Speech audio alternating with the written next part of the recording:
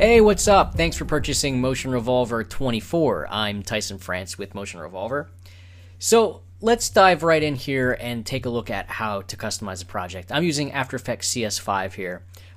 So when you first open the After Effects project, one of the first things you'll notice in the project window here are all of these folders.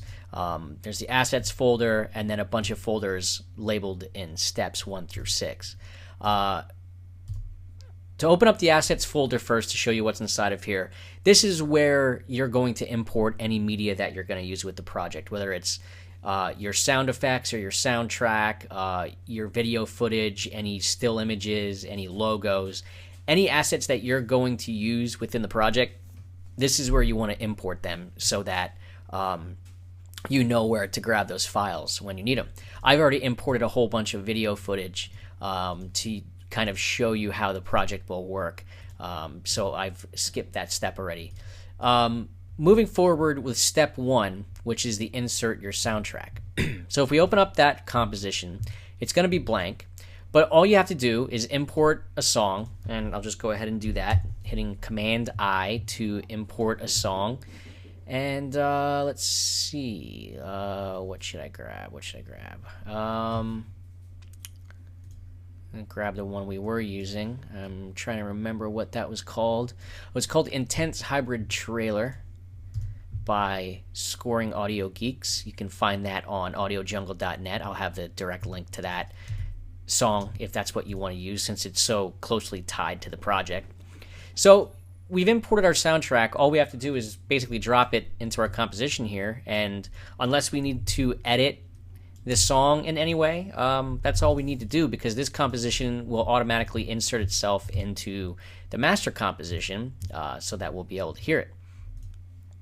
Alright, so step 2 is choose your color. If we open up this master color swatch, we can see that there's a color swatch here with a gradient on it.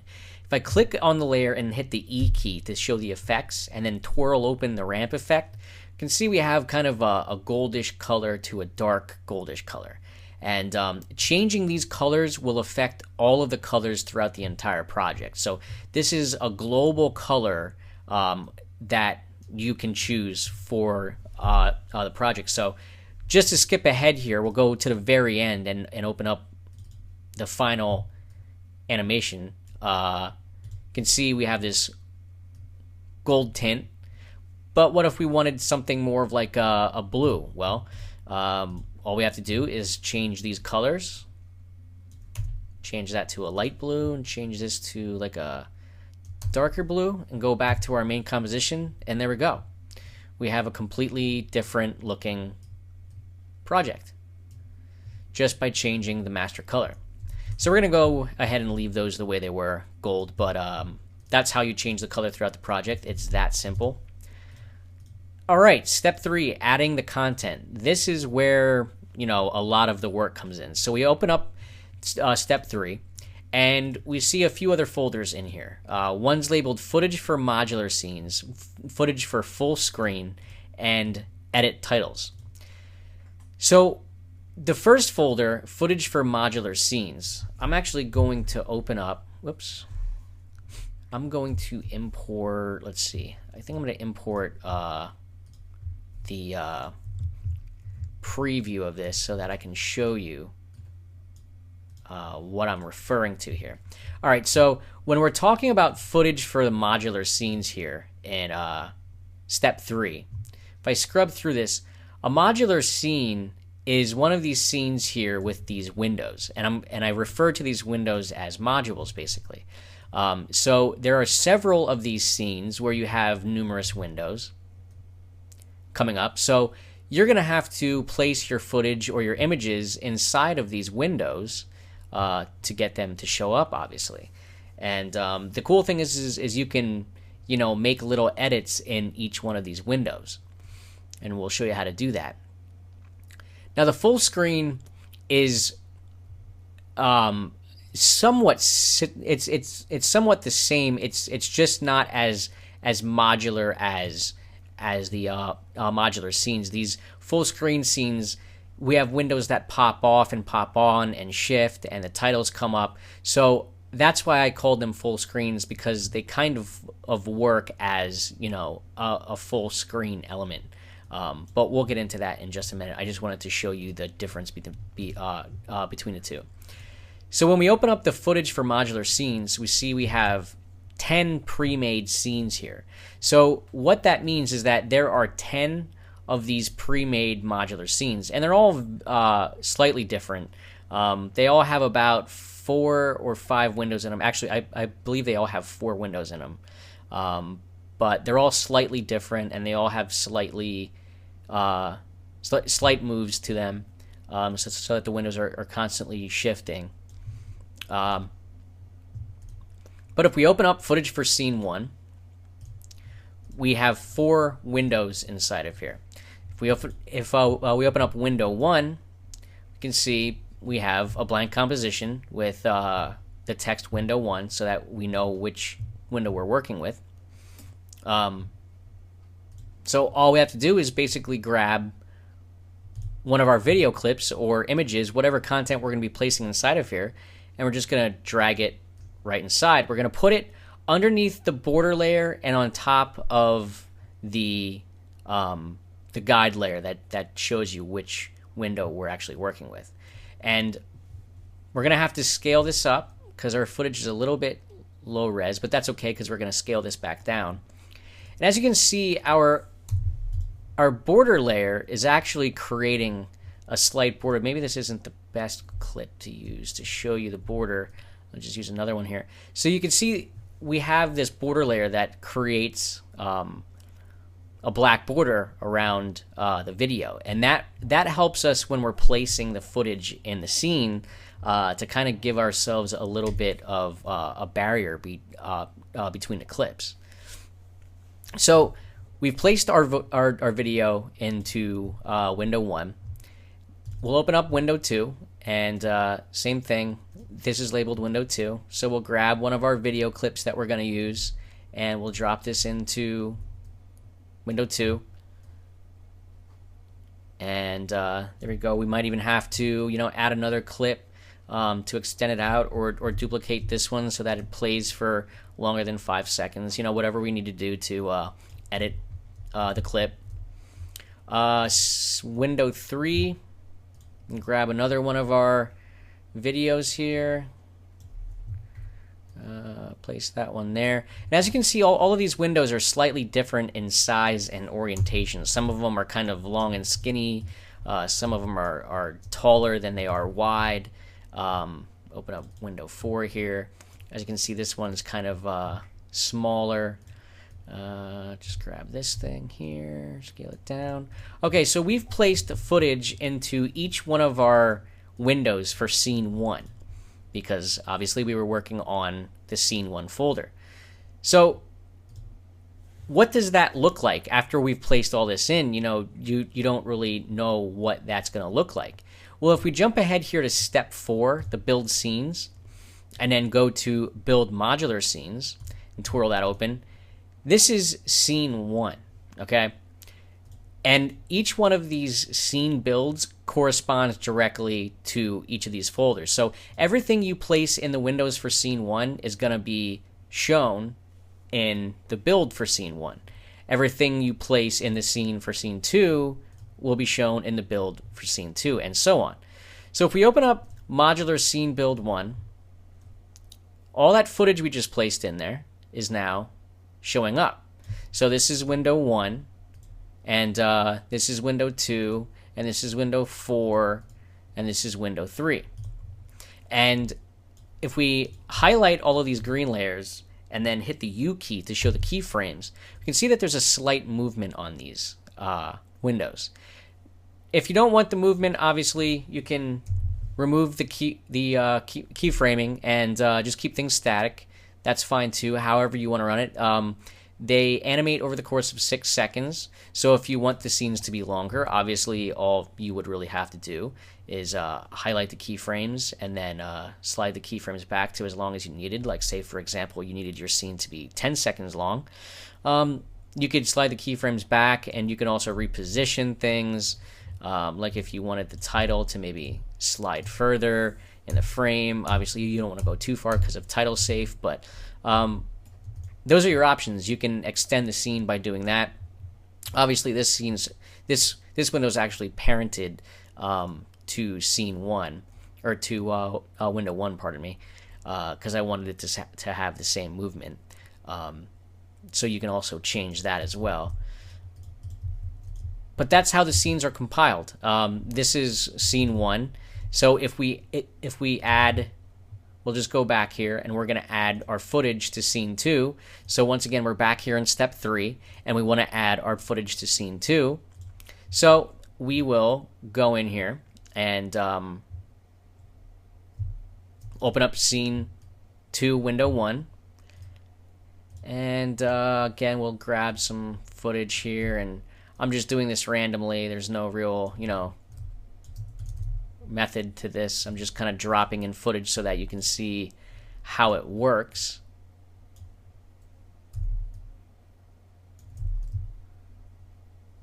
Okay.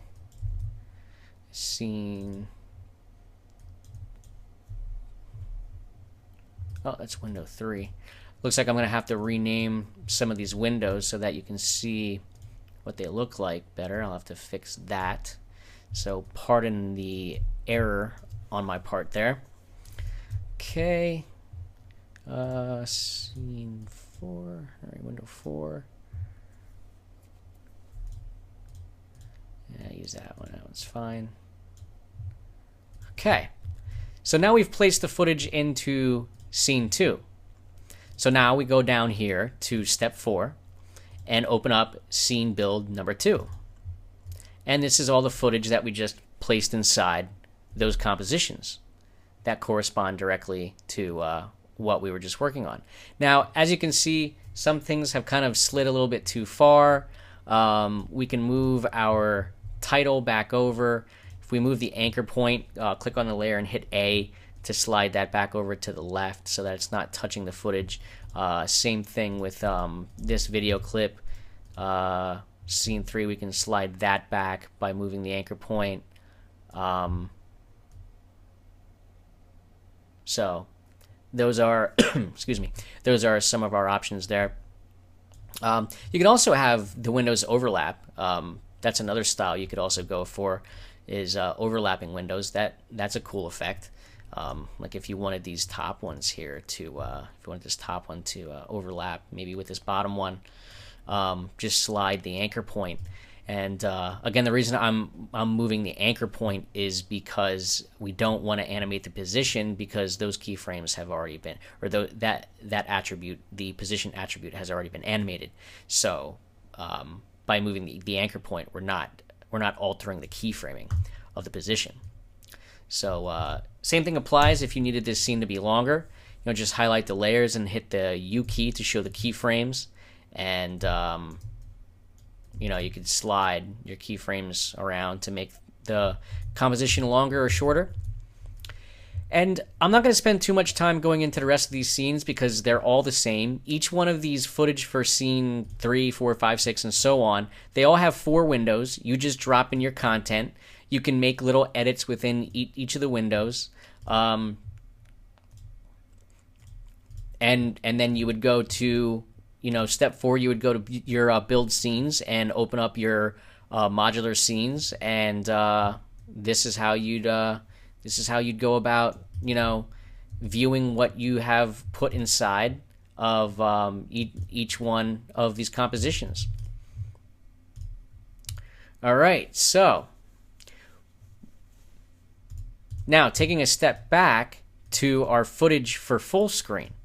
All right, so if we open up our footage for full screen, we see there are 20 compositions in this folder.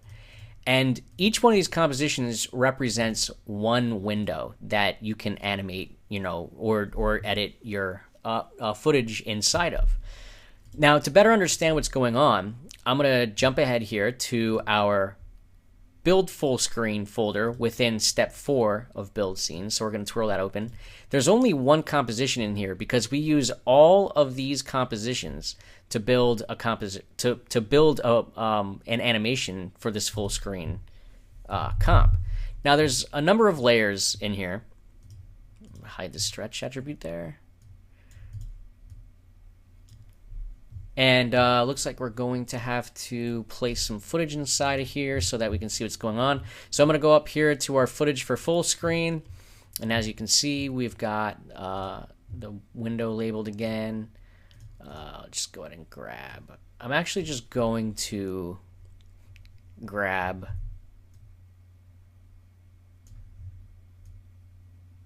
I think all the same footage just to make this easy so that I could show you what's going on quicker. I'm going to place this same clip inside of all of these windows. Obviously, that's probably not something you would do, but in the essence of time to show you quickly how this works, I'm just going to quickly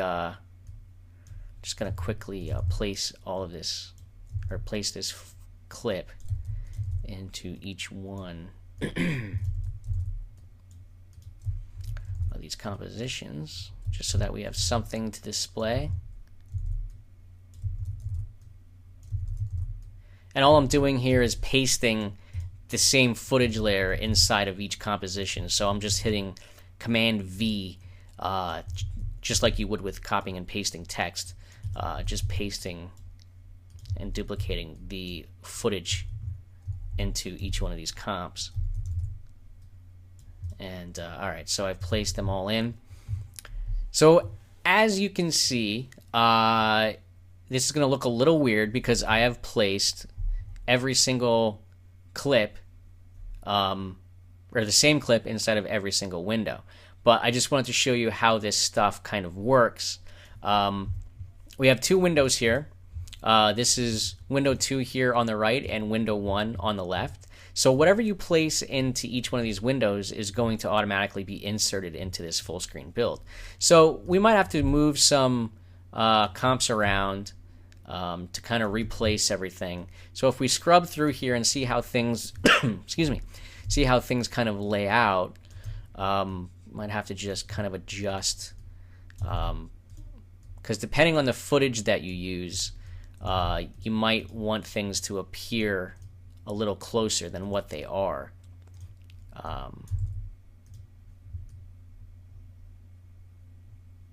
Okay, title. Again, I have to go in here and kind of maybe move these around just so that everything overlaps. But as I'm scrubbing through here with this first clip, you can see in this main window here, you can see it actually shrinks in size and kind of gets covered up and then shifts again.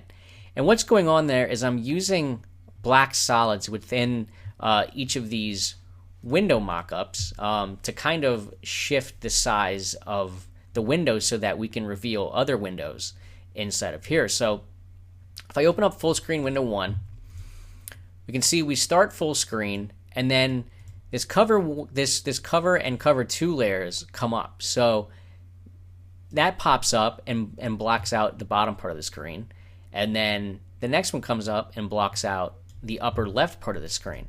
So it kind of just shifts the window away, and then we eventually pop this off so that it creates kind of an edit within an edit. Now, you don't have to use these. You can just turn these cover layers off. But by doing so, remember that that will affect, you know, how this looks in the main comp. And this isn't a bad look either, with each one of these layers being in screen mode. They're actually going to interact with each other. So if you place one window over another, it will actually be visible through each other, so that you can kind of create this neat layering sort of look, which by itself is actually sort of a cool look.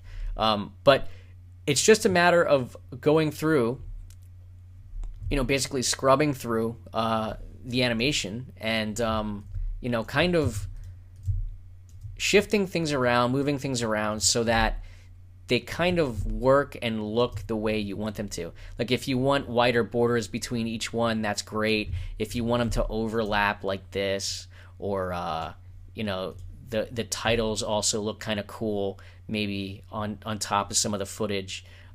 It really all depends on the look that you're kind of going for, and that's what sort of nice about this project. It is versatile in the way that you can easily kind of customize it to be whatever you really want it to be. It takes a little bit of time to kind of, see what's really going on here. I do kind of like that look, even though they're all the same video clip, you just kind of have to imagine it with like different video clips. We'll get to the transition in a bit. I'll show you how that works. But the next thing I wanted to show you how to customize is the titles. And the titles are pretty straightforward and easy to customize. So we go back here to step 3, the Add Content folder, and open up the Edit Titles folder. And inside there, you'll find 10 titles and then a title for the end tag and a title for the intro. So the first thing we'll do is we'll go here to our, let's see, go here to our final animation and go to the intro. This is our intro, the one that has 24, and then the end tag is the one at the end of the animation here. So they're essentially the same. That's up to you if you want them to be the same. You can add your logo or different text if you want. Totally up to you. But if we go to our intro, title for intro, we have a few layers in here. We have a lens flare layer, just a standard After Effects lens flare. Again, the color is all controlled by that master composition. So when you change the color here, or change the color in the in that composition, it will be updated here. So we have our text, which is 24, and it animates on the screen. If we hit the U key, it uses the decoder fade-in preset. It's a text animation preset within After Effects, and that fades on our text. So if we want to change that, all we have to do is use our text tool, click on the layer and highlight everything, and change it to whatever we need. I'm using a font called Bank Gothic. It's not a free font, but I do find that a lot of people do own it or know someone who does. I could post a link to it, but it is not a free download. There are fonts out there that are very similar to Bank Gothic, so feel free to use whatever font you want. Also in the background, there's this 24 number. I just kind of put that in there as a style element. You can decide to use it or not, or you can duplicate it and have it say the same thing, so that in the background it's kind of iterated and sort of adds another design element. Or again, you can just leave it off, whatever you want to do. So that's that. This is how the intro is set up. Same thing for the end tag. It's the same deal except without the lens flare. If you wanted to use the lens flare from the intro, all you'd have to do is go in here and click on this layer, copy and paste it into the end tag composition. But this functions in the exact same way. Nothing different here. So we'll skip over that part. The titles are also the same. We have a lens flare, which is actually masked out to kind of prevent the hard edge bleed on this composition, kind of like a soft fade out for the edges. Same deal. Just click on the layer and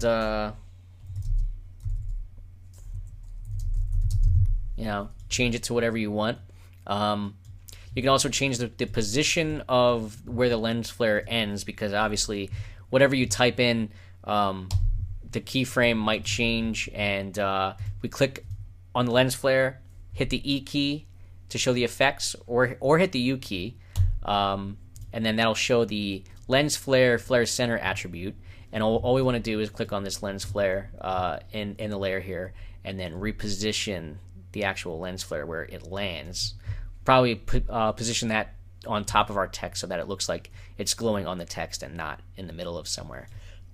So the other thing you want to keep in mind is whatever you do type in here, just make sure it doesn't exceed the bounds. You don't want it to be too wide for obvious reasons, because that'll kind of mess up. You won't be able to read the text, obviously, so it all needs to fit within this box. So each one of these titles is the same. You can also duplicate them to make more if you needed more than one. Say you needed 15. Just click on this last one here, title 10, and hit the Command D key to create more. So now you have title 11 and so on. So you can create as many of those as you like. Duplicating things also works for these scenes. If you needed more than 10 scenes for these modular scenes, just click on the entire folder and duplicate that, and you're creating entirely new scenes. The number isn't going to update. You would actually have to change the name of the scene within the folder, but this is a way that you can duplicate and create as many placeholders and as many scenes as you could possibly want. Same thing goes for the footage for full screen. If you needed more than 20 windows, just go ahead and randomly duplicate some of these because they're all different sizes. Just duplicate them, and now we have as many as we need.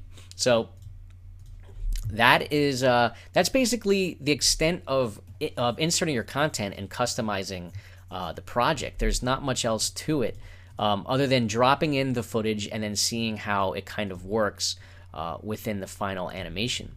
So going to let's see, what else do we have to do here? We already covered the full screen.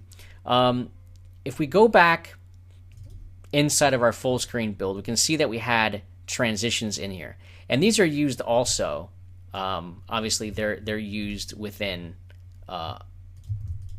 other parts of the animation as well. If we go to our step 5, the compile master folder, and inside of there we have our 24 master composition. This is where we have taken our scene build intro and our end tag, and we've taken all of our modular scenes, our scene 1, 2, 3, 4, and so on, and we've dropped those in to create an animation. So if you're going to use the soundtrack that I chose and keep the edits the same, you don't really have to mess with anything in here because all the timings are going to be essentially the same. Now, one thing I'm using here to transition from scene to scene is a transition twitch, and this is why you needed the Video Copilot Twitch plugin. If we open up this comp, which is inside of the setup folder here in step 5, open up transition twitch and hit the E key to show the effect, and we have our Twitch plugin. It's only 5 frames long, and as you can see, we don't see anything going on in here because we're using this as a continuously rasterized adjustment layer to affect all layers beneath it. So by placing this transition twitch in our composition and then setting the continuously rasterized switch to on, it will, whatever plugins that we have going on inside of this transition composition will be affecting the layers that are placed underneath it in the timeline. Now, if we turn this off, nothing happens. We just kind of jump right next to our next scene. But by switching that continuously rasterized back on, it's taking the Twitch plugin from inside of this comp and applying it to these layers underneath. So hopefully that makes sense. Now, so we duplicate that. We have our intro scene here, and we have our scene 1, and then we transition to our scene 2, and so on. And then the edit in the audio kind of called for a dip to black, and then we had a punch again. Actually, delete these markers here. We had a punch again in the soundtrack, and that's where the footage comes back in. And then we scrub through, excuse me, and we transition out, have our little glow fade off there, which is a glitch off. You could use this or not, and turn the layer off if you don't want to use it. And then our end tag comes up. And then again, the audio cues kind of called for this to jump off the screen and go to black. And that's the way we have it set up. But of course, you can create your own custom animation. The way you can do that is by just creating a new composition. We'll just click on this step 5 folder and hit Command N to create a new comp. I'll just call it our new animation. We'll make it 30 seconds long, just for the essence of time. And now we have a blank comp. So what we're going to have to do is grab our soundtrack layer, drop it in there. We're going to have to then grab our modular scenes and our intro and end tag scenes. So first thing, we will grab our intro scene and drop it in here, since that's where our logo animates on. And we'll say after 5 seconds, we want that to transition off so that we can get to our first scene 1. So we need a transition here. We'll grab our transition twitch. We will throw it in here. We'll set the end frame. We'll set that to 5 seconds. And then again, don't forget, we have to set this to continuously rasterize, because right now there's nothing going on. As soon as we set this to continuously rasterize, boom. All right. So now we need our first modular scene. So we'll open up our build modular scenes folder and grab modular scene build 1. And we'll put that, we'll have it overlap by a frame or two so that it's kind of affected by the transition on. And there we go. If we want that to play for 5 seconds, we'll come back here to 10 seconds, which is 5 seconds into our first scene. And then we'll go to our new scene. We'll duplicate our transition, place that on top of here.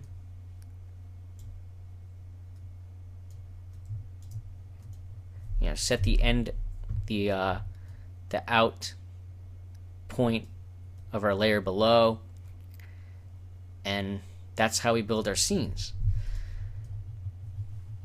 So just go up here, say after 4 seconds we want it to go to scene 3, so we'll set scene 3 there, duplicate our transition, and then let's see, slide that back, set our endpoint, our layer below. Oh, move that back one. And then that's basically how we build our scenes. One thing that I have set up in the master composition that's already pre-built is an adjust layer. And this adjust layer has a few effects applied to it. It has a curves, which sort of helps with the contrast. If I toggle this on and off, you might be able to see a vague contrast boost, which is kind of helpful for broadcast purposes. And there's a glow effect applied. And this just kind of boosts all the bright spots of anything that you place underneath of it. Kind of gives it that, like, display glowing effect, so that it's not just hard straight footage. This is a pretty good example. You can kind of see the halo around the edges of the video. If I turn the glow off, you don't have that anymore. So I kind of liked the glowing effect. If you don't want that, just turn it off. Again, if this is something that you wish to carry over to a new animation that you're creating, just click on the adjust layer to highlight it, hit Command C to copy it, and then go to your new animation and Command V to paste it, and now you'll have the same exact setup where everything kind of glows nicely. So, excuse me. That is the process of setting up your own animation and customizing the one that I have pre-built. As you can see, there's a lot of options, a lot of different things you can do to customize it and make it your own. Other than that, the last thing you would do is go to step 6 to render your animation, and there are several choices here. Depending on the resolution you need, there's HD 720, HD 1080, standard def, 480, and widescreen 486 as well, depending on the resolution that you need. So you just choose your resolution and you drop it into your render queue and render it out. And that's basically the process. Hopefully I didn't miss anything, but as always, if you have any questions, comments, or concerns, feel free to contact us directly through our Video Hive page or at motionrevolver.com. Other than that, I hope you enjoy the project, and we'll see you soon.